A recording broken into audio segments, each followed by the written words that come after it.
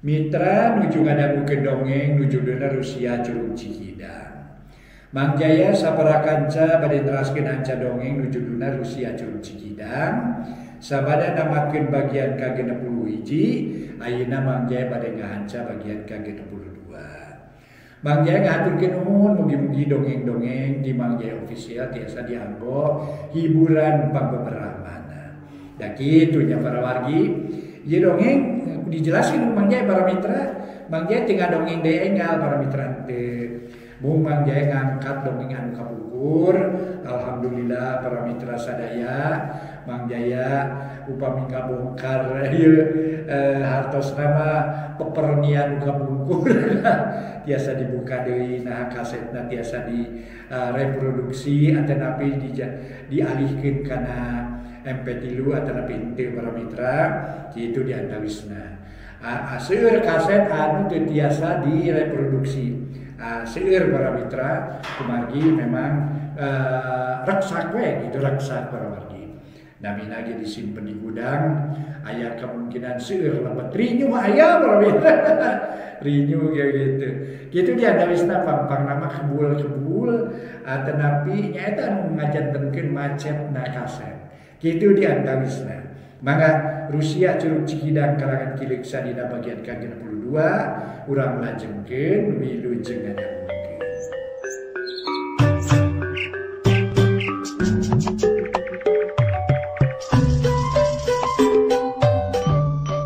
Para mitra kaum dangu, alhamdulillah Mang Jaya aya hibar pangduati para wargi tiasa mancen tugas neraskeun hanca dongeng nu katuna kamari. Kumaha para mitra daramang sadayana kitu Mang Jaya mah para wargi alhamdulillah aya hibar pangduati para wargi. Mangga atuh para mitra urang teraskeun hanca dongeng judulna nyaeta Rusia Curug Cikidang karya Kileuksa dina bagian ke-62.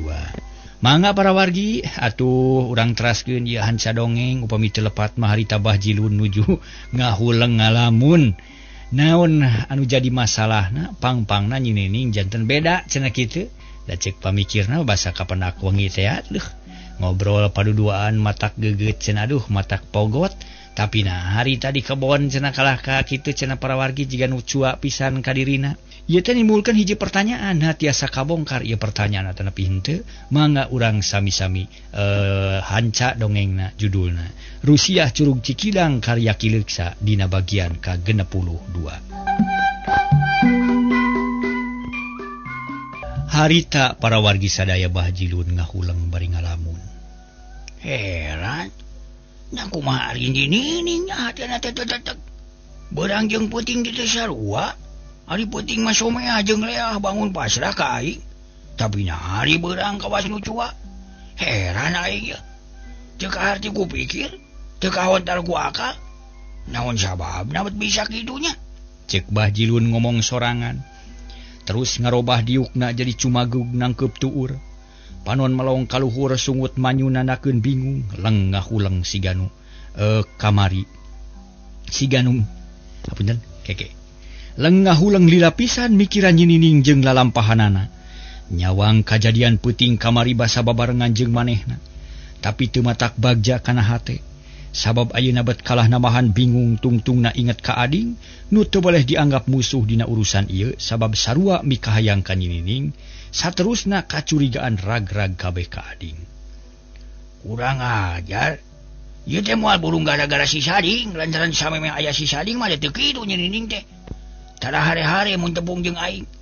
Tapi hari tadi ngan teu cumiluh we bungkul. Bahjilun kukulutus leungeun dikepeul-kepeulkeun kawas nu hayang gelut. Keur ngaleungitkeun rasa jengkel Bahjilun ngabijilkeun padudan. Tuluy udud bangun nikmat haseup nyerebung nganteur lamunan. Beuki lila kalah kabeuki anteng ngalamun rus ras kana kajadian nu geus kaliwat. Sakabeh kajadian naremongan deui, komo basa ngobrol paduduaan jeung Nyi Mojang teh mah. Sora Mojang nu halimpu asa haharewosan dina ceulina ngahudangkeun kawaas nimbulkeun rasa kapanasaran. Tungtungna Bahjilun nekad tuluy nangtung lalaunan sup ka kamarna. Disalin ku baju nu leuwih hade meuni ginding kawas reka onangan. Wah, moal kagok aing mah ngalamar ayeuna sakalian. Lantaran lamun teu bakal cilaka bising kapiheulan ku si Sading ge. Mangkaning manehna geus kita tadi ngaheroan we ka nyinining. Aing ge ngarti lah. Pangna nyusul ka kebon teh sieun ka piheulahan ku aing. Beda pakaianana aralus. Keun sia di piheulahan ku aing ayeuna. Aing rek ngalamar. Ceuk Bah Jilun bari meulitkeun totopong kana sirahna. Rek ditalikeun tuluy ngodokan saku baju. Tetela karosong keneh berai mukakeun lomari rek nyokot duit. Sageus tarapti tuluy kaluar ti kamar, gek diuk dina urut tadi ngalamun. Kaayaan di luar beuki burit panon poe geus mubus ka tukangeun gunung. Hawa karasa beuki tiis, angin pagunungan geus mimiti niupan lemur. Jalma-jalma urang Cibonteng keur meujeuhna ngalayung. Arulin diburuan bangun barunga heunaker lantaran hade sorena halodo pika betaheun. Ari Bah Jilun meuni geus teu geunah cicing, diuk salah nangtung salah ngadaguan magrib rek init ka imah Mangkurip. Maksudna geus buleud pikir geus gilig rek ngalamar langsung ka Mangkurip. Rek menta nyinining nu dianggapna geus jadi milik manehna, da geus wakca balaka ka manehna, yen rek narima kana panglamarna asal buru-buru datang ka kolotna. Wah, mun ini tayuna kagok lantaran bakal kapegat ku salat magrib. Yakin ngaganggu ka sadarea moal aya katenangan. Mun kitu mah kudu bada magrib ka dituna ngadalah luasa ngobrol, bari teu ngaganggu ka nu sejen. Lamun initna peuting teuing hariwang bising si Sading datang manten ongko. Ceuk Bah Jilun bari melong kaluar. Nitenan kaayaanna hayang buru-buru burit. Lalai geus pating kalayang hiber bari jil ti tempat nyumputna. Di sawah kadenge sora bangkong menikang kengkong patemalan malah gaang geus aya nu disada. Nanakeun geus tereh magrib geus puguheun ari tongeret mah patarik-tarik disada di sisi lembur. Peuting ieu peuting pamungkas pikeun ngeureunnan rasa horea koncewang. Aing kudu meunang ka tangtuan kudu pasti. Meunang ke Nining sabab lamun teu buru-buru bakal kapieulaan ku si Sading. Bisi Nining kaceot hatena ku si Sading. Keunah nyaan ayeuna mah. Rek dinyakeun ayeuna mah sia. Ceuk Bah Jilun bari nangtung deui sup ka kamar. Jen ngajanteng hareupeun lomari kaca ngadon ngeunteung bisi can ginding. Geus kitu ngoloyong deui ka kaluar gek diuk dina bang barung. Tapi teu lila sup ka tengah imah ngadon kalayang koloyong jiga nu samar pola. Geus teu puguh rasa hayang buru-buru init ka imah Mangkurip tapi kaayaan caang keneh. Akhirna kadenge sora bedug magrib disusul ku sora nu adan. Bah Jilun ngahuleng di tengah imah panon melong ka beulah kulon. Siga nu nyawang ka imah Mangkurip nu bakal didatangan. Kumanehna geus kacipta naon-naon nu bakal ka alaman engke. Sarta geus kacipta yen Nining bakal narima kana panglamar manehna. Saluyu jeung jangjina nu geus dikedalkeun peuting kamari. Hate Bah Jilun deg-degan, jajantung ratu perasaan teu daek teteg, samar polah jeung samar koloyong. Sanggeus nepi kana wanci nu mustari nincak mangsa nu sampurna. Bah Jilun turun ti imah, cepret ngoncikeun panto tuluy ngagandeuang jiga nu gagah naker. Lempang dangah bangun taya karingrang, hate beuki gede, harepan ngagedur asa geus yakin yen bakal hasil maksudna. Lantaran Nining geus wakca balaka ka manehna, yen geus daek dipihukum ku Bah Jilun. Kitu nu jadi harapan Bah Jilun teh nu matak nekad rek ngalamar peuting harita keneh ngarah tereh puguh jujutanana. Tuna heula lampah Bah Jilun rek ngalamar ka Nining ayeuna kocapkeun ading sadatangna ka imah ti pangulinan teh. Manehna teu geunah rasa, teu teteg pikir asa honcewang jeung lalewang, malah mah ku indungna dititah dahar ge teu daekeun. Kalah ngahuleng ditepas bari udud jiga nu malaweung. Pipikiran kumalayang nyawang sawangan nyipta-nyipta kaayaan peuting kamari. Basa ngobrol paduduaan jeung Nyi Mojang teh. Lila-lila hate manehna jadi nekad rek datang deui ka imah Mangkurip. Hayang tepung jeung Nyi Nining. Sabab meuni geus asa napal dina panon bakat ku hayang deukeut. Moal bener di pikiran wae mah aing teh lalaki kudu bisa ngajalankeun hiji pagawean. Sakumaha umumna lalaki, aing geus sawawa. Aing geus gilig pikir lah, geus buleud niat rek ngalamar ka Nyi Nining. Ngadaguan naon deui ari geus kieu mah. Jenisna geus narima, kolotna geus mere harapan. Nah, make kudu diantep. Sigana mun aing teu buru-buru ngalamar Nyi Nining, bakal gagal sabab si Abah teu boleh ngadodoho. Ngahalangan jeung ngagokan we kana paniatan aing teh. Geun rek dijadikeun ayeuna mah. Rek ngalamar ka Nyi Nining. Ading ngomong sorangan tuluy nangtung. Sup ka tengah imah di dinya ngajanteng sakedeung. Luak liuk jiga aya nu diteangan tapi akhirna ngoloyong ka dapur. Ret kana sangu ayeuna mah karasa lapar. Beurang keneh. Ka imah Mangkurip pangkewe bada magrib. Beuteung karasa lapar lamun teu dahar heula mah jongjon sacarita jeung Mangkurip teh. Leuwih hade dahar heula sing sebeuh. Ading tuluy nyokot sangu deker dahar meningali med. Hate beuki teteg bae sabada ka dahar. Tuluy dangdan para mitra satakar kebek. Mun geus dangdan rek indit ka imah mangkurip cenah kitu ceuk ijiranana. Keur kitu torojol indungna datang tas ti cai sanggeus nyicikeun cai kana gentong. Gek diuk gigireun ading melong sakedeung pok nanya. Ujang, reka mana ieu teh? Katempon aku mah dahar teh meni rusuh jiga sieun tinggaleun. Matak naon mun salse daharna atuh? Ulah jiga nu sieun beakeunna pamali teh kitu teh. Matak teu jadi daging kudu tenang ai dahar mah yeuh. Teu rusuh mah ngan rada gancang daharna. Bener pisan lah ini trek ka mangkurip kuring teh mah. Jawab ading bari tuluy ngahuap deui. Atuh mending ngarenyag adma ading teh lantaran anakna mineng pisan ka mangkurip. Kawas keur aya kajadian penting jiga nu enggeus-enggeus.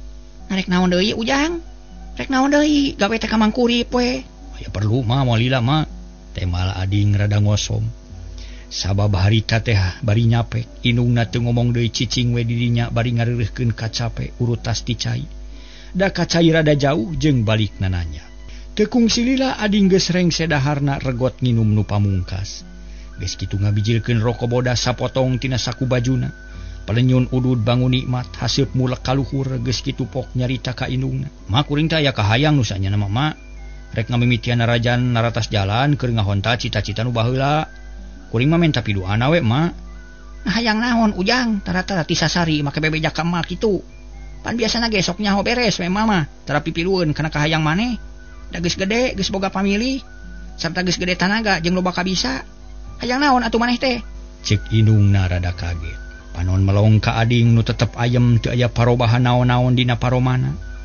Kieu mah kahayang kuring teh nu ayeuna mah beda jeung nu loba.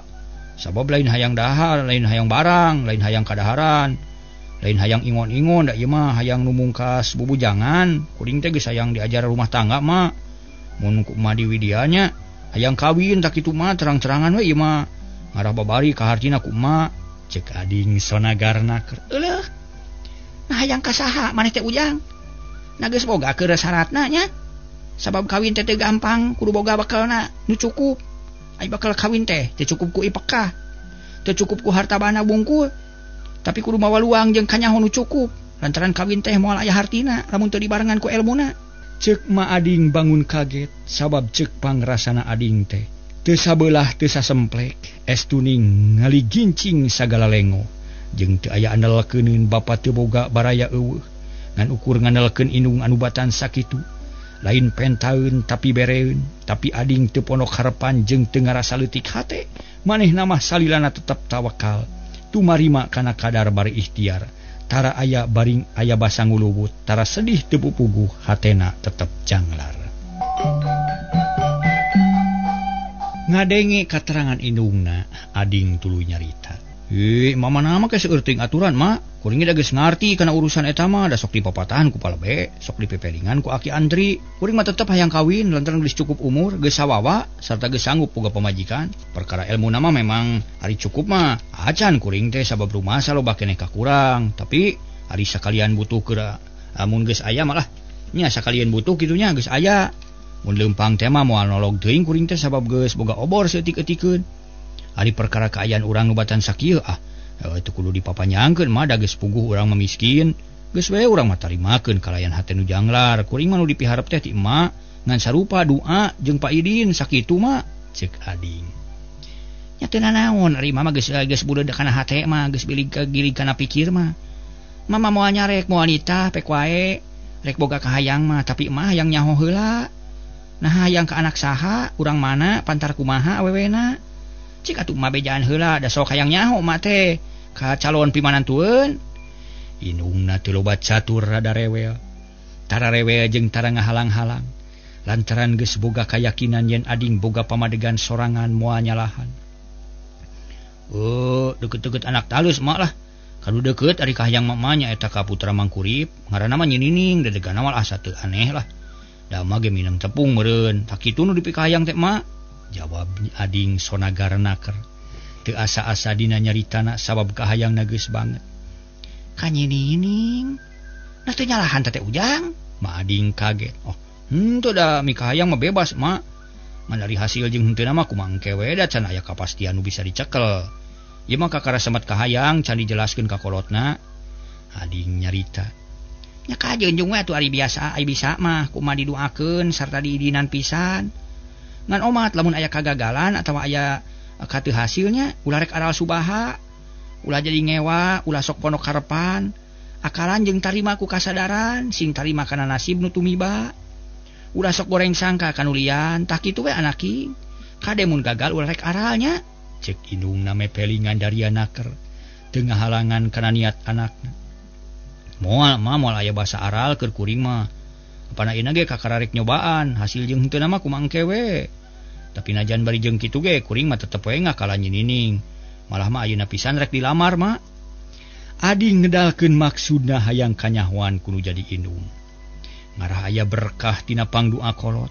Naon Ujang? Baru rek dilamar ayeuna. Nah kumaha ngalamarna kitu? Moal nyarek balaha boloho sorangan. Moal nya teu dijejeran. Narek jeung saha ka dituna asa ngadadak teuing ari kahayang teh ieu. Ceuk indungna kaget. Teu disangka anak narek nekad gitu. Ah, ek sorangane mana ha?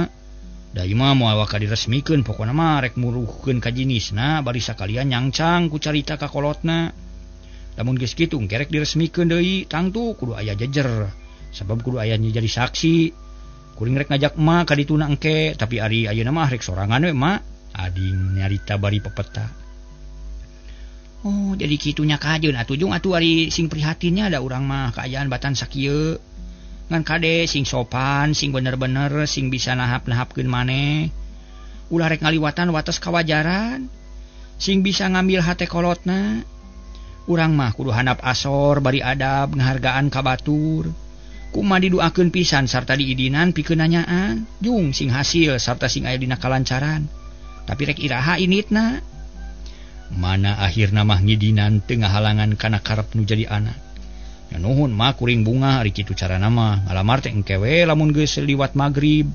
Sabab ayeuna mah kagok bisi ngaganggu kana katengtreman pribumi.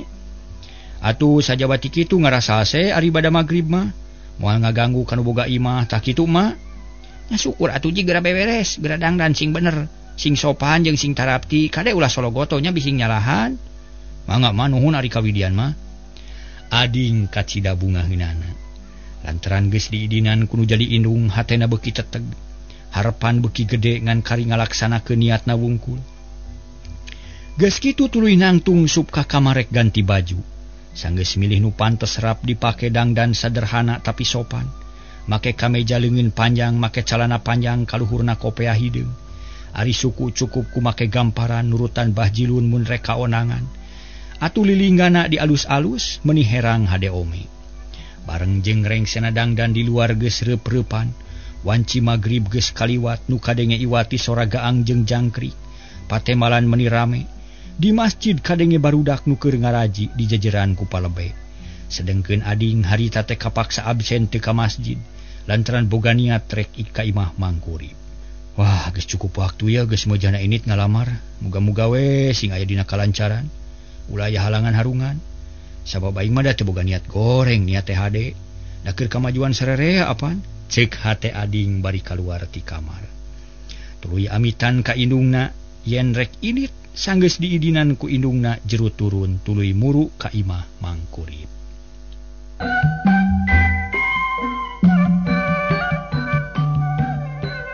Tuna heula para mitra kaayaan ading, ayeuna malikan deui kaayaan kulawarga mangkurip. Harita basa bedug magrib geus disada sarerea buru-buru kacarai ngajalankeun kawajiban salat magrib. Bada magrib mangkurip jeung Bioon katut nyinining ngariung di tengah imah, ngariung sakumaha biasana bari ngadagoan mangsana sare. Bioon hatena can teteg lantaran perkara nyinining can aya putusan. Masih keneh ngagantung ngabuntut bangkong estuning buntu can aya cekeleunana. Atuh aya kasempetan ngariung teh pok harita nyarita. Kang Kurip kuring moal bosen atawa kagok tetep rek nuluykeun badami nu tadi. Hayang aya putusan nu bisa dicekel ku kuringna. Kitu ceuk Bioon terus ngareret ka nyinining nu keur ngahuleng jiga ngalamun teu malire ka indung bapana. Urusan naon on geus pok deui ngajak badami. Ih, perkara si Nyai can rengse. kaburu datang semah kaganggu ku aki antri jeung Bahjilun katut yang ading. Sedengkeun urusan urang can parat can kacekel putusanana tak kitu Kang. Nya kumaha atuh ieu mah kuncina da aya di si Nyai. Mun si Nyai teu ngajawab lapur moal aya putusan nepi ka jaga oge. Pake tanya si Nyai na atuh na kumaha cenah jawabanana. Mang Kurip jiga nu bosen. Lantaran teu aya wae putusan tuluy melong ka anakna. Cik Nyai mama bantuan mikir atuh na kudu kumaha mun geus kieu ye kaayaanana. Na tega nempok emak jeung bapa nu bingung mikiran hidup. Kudu nama mantuan ka emak ngarah teu susah teuing da teu kudu hese atuh barina oge. Bion neuteup ka Nyinining nu harita keur ngahulang beuki anteng. Barang ngadenge caritaan indungna kitu kakara cengkat lalaunan pok nempas. Nah kudu kumaha ngabantuanana tuh emak da kuring mah teu bisa naon-naon iwati ngahuleng. Cek Nyinining kawas nu sungkan mikir. Ari si Nyai na make jeung nyarita kitu. Teu kudu hese nulungan ka mama jeung bapa mah cukup ku mere jawaban nu pasti. Ngeunaan pisalakieun teh sabab kabingung jeung kasusah teh bijilna ti dinya. Sok ayeuna mah geura jawab. Narek milih saha bisi emak bisi era mah teu kudu tarik ngaharewos kana ceulik emak. Asal buru-buru menta jawaban ayeuna. Bioon pepeta malah mangasongkeun ceulina ka Nyinining bakat ku hayang meunang jawaban ngarah buru-buru puguh cekeleunana. Meuni mangsa da kuring mah can niat duanana ge teu aya nu kapilih. Pantadi geus dibejakeun ka emak piraku teu cukup ku jawaban sakitu. Geus sakitu malah teu kudu loba pikiran, jawab Nyinining. Das atuh kudu kumaha atunya taya hasilna nya anger we meureun jiga tadi. Nanaonan haban we ngomong ari hasilna kitu-kitu keneh mah. Bioon rada baeud keheuleun meureun ngadenge jawaban kitu ti anakna. Nyinining teu ngomong deui kala ngahulang kawas nu hoream ngobrol. Geus atulah. Keun bae engke dewe geus ase urang badami deui. Lantaran lamun dipaksa mah moal bener hasilna ge moal nyugemakeun ka sarerea. Cek Mang Kurip nyapih nu silih tempas jabongan teu aya bisa mutuskeun kitu keneh. Bioon jeung Nyinining teu nemalan duanana ngaharuleng taya nu nyarita deui. Atuh Mang Kurip ge jempe ngahulang bari nangkeup tuur. Pikiran kumalayang ka mana mandi lantaran beroba kabingung jeung kahariwang bisi aya nu teu beres. Sabuat ngaharulang kitu di buruan aya nu leumpang meniga geudig. Horeng Bahjilun geus tepi ka palebah dinya regeureun hareupeun panto. Ngajanteng digireun golodog pok uluk salam bedas naker. Punten cenah bari melong kana panto nungguan jawaban. Mangga saha teh? Mang Kurip curing hak. Abah punten nya mah. Bahjilun bari unggah ka tepas. Bareng jeung kitu Mang Kurip ngojengkang kana tulak panto tengah, berai muka tuluy nempok ka tepas. Kasabak teh Bahjilun keur ngajanteng dina golodog meuni ginding, katara katojo ku cahaya lampu. Geuning Abah. Mangga kalabat atuh Bah. Alah. Mangga kalabat. Aya naon ieu teh? Muhun mang atur nuhun dicalikeun. Aya perlu puguh Abah teh? Cek Bahjilun bari tuluy asu. Dek diuk dina samak tuluy rarat-reret ka Nyinining jeung Bioon. Ari panto ditutupkeun ka ku Mang Kurip. Sarareuwas teuing na bade aya naon ieu teh Bah? Atuh napi bade ka mana Abah teh? Ta geuning meuni gining jiga rek kauleman. Mang Kurip tuluy diuk sarta darianaker. Panon melong ka Bahjilun. Ingah aja puguh Abah teh ka dieu. Aya badamikeun anu kacida pentingna. Ulah reuwas-reuwas da teu aya pikareuwaseun Mang. Malah mah kudu ngarasa bunga jeung bagda sabab bakal meunang ka bunga sarerea. Tebal Bahjilun bari rutret ka Mang Kurip jeung ka Nyinining. Hatena sok deg-degan mun neuteub Nyinining, sok inget kana pangalaman peuting kamari. Sora Nyinining halimpu asa ngagelindeng keneh dina ceulina. Ngahaja na bade naon kitu Bah? Najan ulah reuwas oge aya keukeuh we kuring mah reuwas. Lantaran asa kaget nempok kaayaan Abah nu sakitu giningna. Da biasana mah tara kitu biasa we kawasasari, ceuk Mang Kurip bari ngarekepkeun silana. Dina hate kebaku pertanyaan tapi teu aya nu kajawab. Sabab Bahjilun can nerangkeun maksudna. Keur kitu di luar aya nu datang nyatana ading sarua boga maksud rek ngalamar ka Nyinining. Ngahaja datang wanci kitu da hayang salse jeung ulah kaganggu ku batur. Panyangka nama Bahjilun moal ka dinya. Punten Mang, ceuk ading. Sanggeus aya hareupeun imah atuh puguh Bahjilun ngajenghok. Reuwas lantaran apal kana sora ading. Moal kasamaran jeung muasalah lantaran geus apal pisan. Mangga kalebet, teh mal Mangkurip bari tuluy nangtung deui. Mukakeun panto, tekung silila ading geus asup ka tengah imah. Barang prok paadu tetep jeung Bah Jilun duanana silih pelong. Masing-masing ngarasa kaget jeung hanjelu lantaran musuhna aya di dinya. Tapi ading geus kagok asong dek diuk tuluy nyarita ka Bah Jilun. Hae geuning Abah, aya naon Bah waya kieu di dieu? Nyao, ari mana rek naon los-los ka dieu waya kieu? Bah Jilun kalah ka malik nanya. Sorot panon bangun gemes kawas nu hayang ngarekeb ka ading. Lantaran dianggap jadi panghalang jadi cucuk rungkang nu bakal ngagagalkeun kana maksudna. Ai kulin marek ulin we ka dieu mah. Lain kakara da geus biasa. Unggal sore gesok nyorog ngobrol ka Mangkurip. Ari Abah rek naon atuh? Ading oge sarua bangun keheul lantaran kapiheulaan babar, kapiheulaan datang ku musuh. Mangkaning kaayaan Bah Jilun beda jeung biasana dang dan meniginding naker. Nah, da bagi lain sakali ka dieu teh. Piraku ku maneh tada kasaksian. Pancok jeung maneh pare-area omong teh. Tapi ayeuna rek naon maneh sia sading? Pipiluan joing ka kolot balina oge. Budak mah kadidu ini tah. Bah Jilun beuki amok. Maneh ngalat poho yen manehna keur nyemah sarta aya maksud nu daria.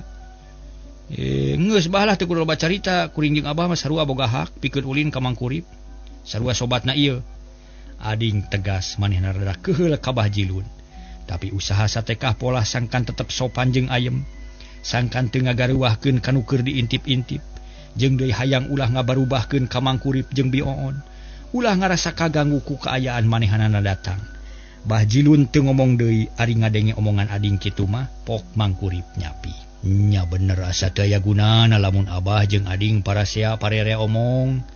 Lantaran duanana ge sarua tamu kuring mangga caralik sing raos-raos ulah rek ngarasa kagok. Pokona mah sok kadinya sabab geus lain sakali dua kali apaan maranga caralik we urang ngarobrol. Kitu ceuk Mangkurip. Dua nanangan ukur ungut-ungutan pada ngarti kana kecap-kecap Mangkurip salaku pribumi. Mohon Abah jang ading sawios teu kedah saleur saur. Mangga bae bade ngaranjang mada moal burung ditarima ku kuring oge. Sabab lain kakara kadatangan ku jang ading jeung Abah teh da geus aya ratusna kali. Ayeuna masing layeut sing tentrem ngalah raos ngobrolna. Ke kuring rek nyadiakeun cai jeung lalawuhna nya ngarah ngobrolna bari ngaleueut. Keun bae teu kedah kagok, teu kedah silih salahkeun.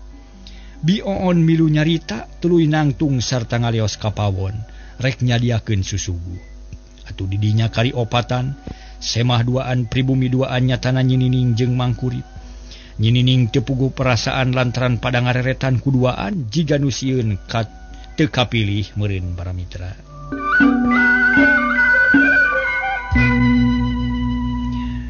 Harita para mitra Bah Jilun tuluy nyarita.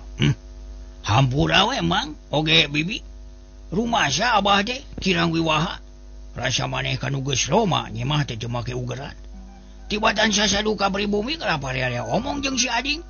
Sakali dia hampura mang, ceuk Bah Jilun. Masang aksi. Maksudna ngarabisa nari ka hate Nyinining. Susuganan ku cara kitu manehna meunang simpati ti Nyinining. Tapi Nyininingna hare-hare bae malah makawas teu malire ka semah nu duaan. Sawios Bah dimaklum ku kuring oge jeung na deui geus teu aneh sabab lain jalma saliwat. Teu naon-naon sakitu mah dihampura, jawab Mangkurip dari anaker. Terus ngareret ka ading pok ading nempas. Mohon mang kuring lah ulah dilangkung lah ya kudu pisan dihampura sabab rumah sasalah. Geus ngaributkeun ka pribumi datang-datang ka lapasea jeung si Abah. Keun ke malam moal sakali-kali deui. Ading teu eleh aksi ngahaja ngalawanan Bah Jilun. Ngarah kapake ku Nyinining malah mah terus ngareret ka Nyinining. Tapi nu direret tetep teu mere budi. Dihampura jang teu nanaon sakitu mah biasana kop geura ngaleueut anggur makadinya. Da geus aya lalawuhna tamang ngagayot gado. Ceuk Mangkurip bari nunjuk kana susuguh nu kakara disodorkeun ku Bioon. Ari Bioon sanggeus nunaan susuguh teh tuluy diuk jika tadi tenang naker.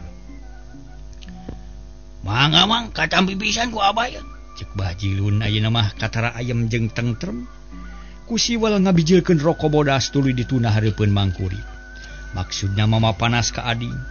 Tapi ading ge teu eleh rikat manehna buru-buru ngabijilkeun rok bodas sabungkus. Da geus hadiah tadi keneh ading geus ngarti kana hal eta. Munrek nganjang kamangkurip kudu wae maka mawa roko bodas bisi aya kajadian kitu. Manganya sepanglah hatur lumayan. Ading nunjuk kana roko manehna.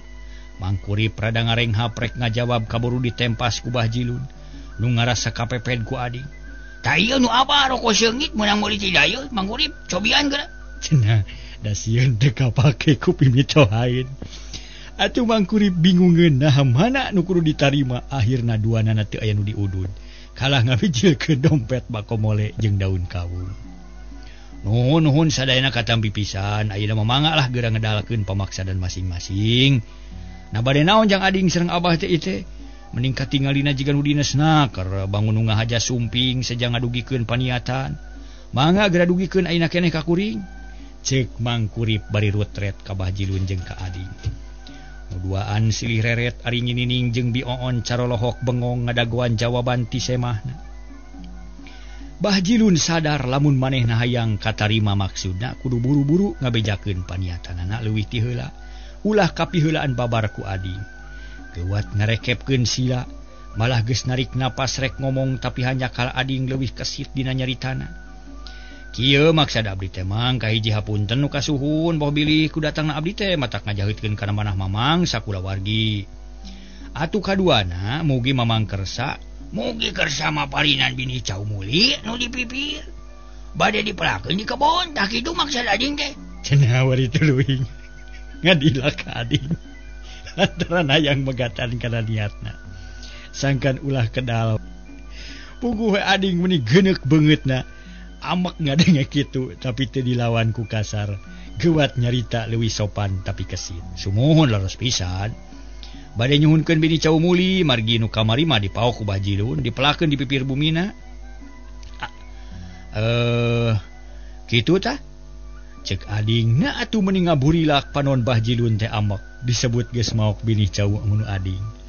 Bahjilun geus narik napas rek ngomong tapi geus pok ading nyarita neruskeun omongan nu ti heula. Atuh saja biti kitu, abdi teh nada siapunten we. Rihna rumaos parantos kumawantun ngaririweuh ka mamang. Dongkap dina kaayaan nu sakiribeuna, jalaran aya tamu nu matak bingung. Aya semah nu ngahesekeun kana boga imah. Nagingung gising teh sangabentenkeun we. Abdi mah ulah disakompet daunkeun. Margi benten tujuan sareng benten paniatan. Cek ading nyiniran ka Bahjilun. Nyebutna ge semah nu sok ngahesekeun kana boga imah. Puguh Bahjilun kekerot panon bolotot awak ngagidir nafsu. Kesang tiis ngucur dina tonggong tapi rek ngamak teu wani. Sababa karagrag darajat moal kapake ku pimito haeun jeung deui moal kataksir ku Nyinining atuh najan amak ge kapaksa ngomong leuleuy. Sumuhun mang, sanaos abah ge kitu pisan nyuhunkeun dihapunten samudayaning kalelepatan. Jalaran rumaos ka dieu teh teu naon teh kababawa ku batur sasat kapanasan. Teu kaup aya nu nganjang sok pipilueun tah kitu. Mugi Mangkurip sakulawargi kersa ngahapunten we ka abah. Kitu cek Bahjilun. Ari maksudna sarua nyiniran ka ading nu datang paneuri disangka kapanasan pipilueun ka Bahjilun. Naon ari abah da kuring mah teu kapanasan ku batur. Memang boga niat sorangan kuring mah da teu rumasa ka bawa ku abah. Ulah kitu bah, ulah kena-kena datang ti heula terus nyangka panas ka batur. Ulah kitu bah, sabab nu kitu teh abah tah jauh-jauh los ka direk naon barina oge kuring mah deukeut. Cek ading akhirna mah tog moal nempas ditujukeun ka Bahjilun. Dabongan kacida teuing nyangka kapanasan ku batur jeung disebut pipilueun. Kunaon ari maneh sia sading? Sia ajak ngesang wae keur ngomong sabener-bener ngadon dicempat. Cicing sia sading lah apanya teh keur nepikeun maksud kana boga imah. Masing-masing lah teu kudu ngagokan kana keur junun barina oge. Tema Bahjilun teh eleh wani. Manehna nyereng ka ading atuh puguh pribumingan ukur rumenghap. Ungarek nyarita ka pegat wae nu akhirna ngahulang nangap nu silih tempas. Komo Bioon jeung Nyinining mah ukur carolohok teu milu nyarita. Keke bah keke kitu deui kajang ading. Eureun heula ieu debat teh yeuh. Ulah dituruskeun lantaran moal aya monyet hideungna. Coba jempe heula. Urang atur ngarah aman kuring rek mere waktu ka saurang terus dipino ku saurang deui. Hartina mah nyarita kudu pilih genti. Ngarah teu pacorok omongan da teu kaharti ku kuringna oge. Mangkurip kapaksa ngagebes kanu keur silih tempas. Ngarah aman jeung kaharti maksudna. Nu duaan jempe ayeuna mah silih pelong jiga nu ngadu pangabaran. lila-lila pok Bahjilu nyarita ayeuna mah leuleui jeung sopan mung hanya kal waktos na ka Bujang Seep.